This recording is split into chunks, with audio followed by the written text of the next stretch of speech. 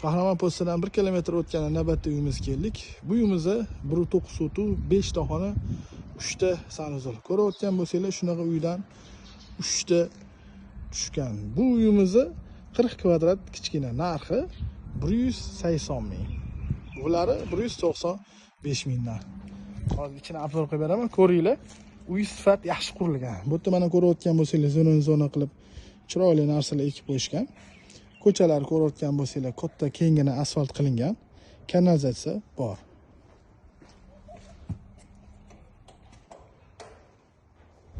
Bu uyimizning kirish ko'rinishi. Bu yerda bizda hojatxona va ichida kotelnik.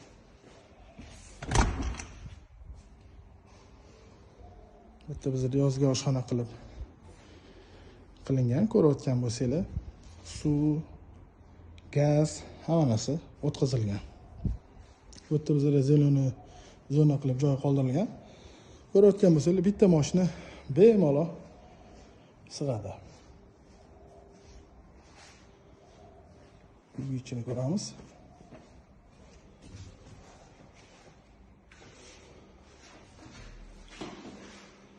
Uy ichi ko'rinishi.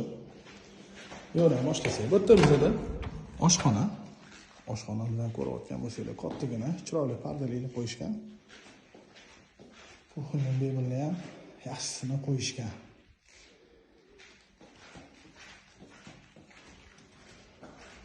Bu yerda bizda zal.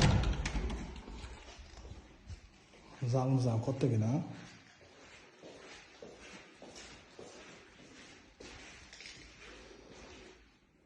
Devorlar ranglarini ham, pardalarni ham did bilan rang tanlashgan.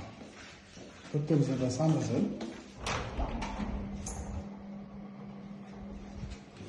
Bu yerda bizda yana bitta xona.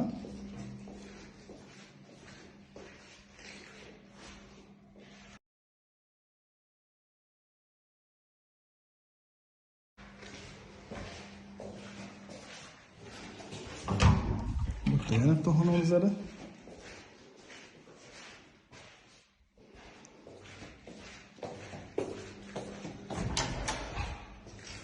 Bitta sanuzul.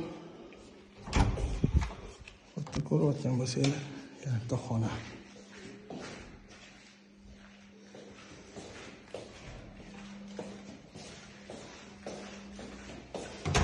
Bitta yana bitta bizda kattagina xona.